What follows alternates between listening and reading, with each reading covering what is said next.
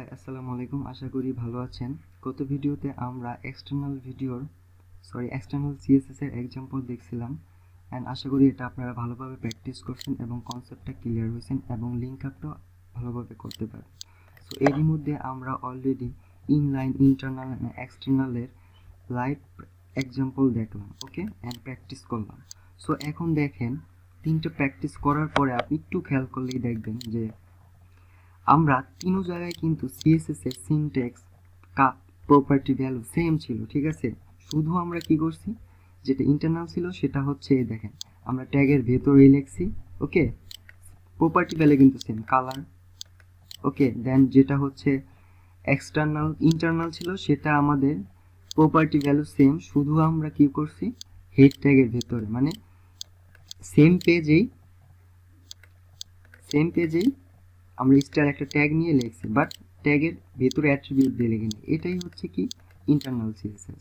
যদি ট্যাগের ভেতরে দেই এটাই হচ্ছে কি ইনলাইন সিএসএস, ওকে।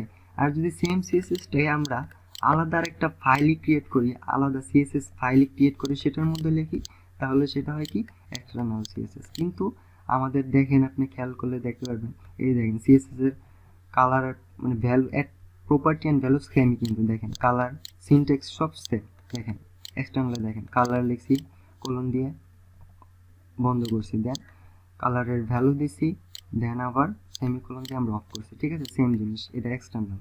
আবার যদি ইন্টারনালে যান সেম জিনিস, দেখেন কালার দিছি, কোলন দিয়ে অফ করছি, আবার ভ্যালু দিছি, সেমিকোলন দিয়ে ক্লোজ করছি, ঠিক আছে, সেম। কিন্তু সিএসএস এর কালার, প্রপার্টি, ভ্যালু, সিনট্যাক্স কখনোই চেঞ্জ হবে না, ঠিক আছে। আপনি ইনলাইন, এক্সটার্নাল, ইন্টারনাল যেই সিএসএস লিখুন সেম জিনিস, ওকে। দেন ইনলাইনে দেখেন সেম জিনিস, কালার, কোলন দিয়ে ক্লোজ, কি বলে, তারপর ব্রাউন, মানে এটা হচ্ছে ভ্যালু যে কোনো নাম দিতে পারি, কালারের যে কোনো কালারের নাম, দেন হচ্ছে কি বলে সেমিকোলন দিয়ে ক্লোজ। এই সিনট্যাক্সটা আর এই কালার, এই সিএসএস প্রপার্টির ভ্যালু কিন্তু আমরা ইনলাইনে দিছি, এক্সটার্নালে দিছি, ইন্টারনালে দিছি, এক্সটার্নালে দিছি, ওকে, সেম জিনিস, বাট শুধু লেখার জায়গাটা আলাদা। এটাকেই আমরা তিন ধরনের সিএসএস বলা হয়। সো আপনি কোনটা ইউজ করবেন, কোনটা ইউজ করা সবচেয়ে ভালো, ঠিক আছে।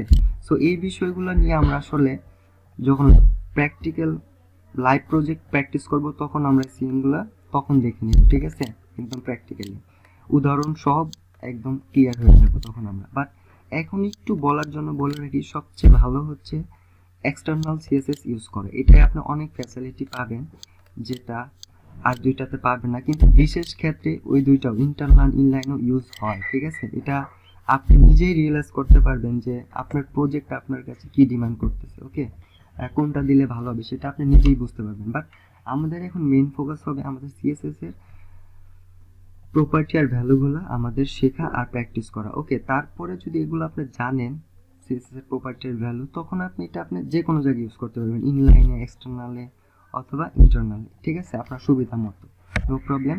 আর কোনটা ইউজ করা সবচেয়ে ভালো সেটা আমরা পরে কোনো এক ভিডিওতে যখন লাইভ প্রজেক্টে কাজ করব তখন আমরা দেখব, ঠিক আছে, ওকে। তো আশা করি ইনলাইন, ইন্টারনাল, এক্সটার্নাল নিয়ে আর কোনো ঝামেলা আপনাদের নাই, আর কোনো কনফিউজ নাই। তারপরেও যদি কারো থাকে তাহলে প্লিজ জানাবেন কমেন্টে, আমি চেষ্টা করব আপনাদের কনসেপ্ট ক্লিয়ার করার জন্য, ওকে। তো ভালো থাকুন, সুস্থ থাকুন, পরবর্তী ভিডিওর আমন্ত্রণ জানিয়ে এখানে শেষ করছি। আল্লাহ।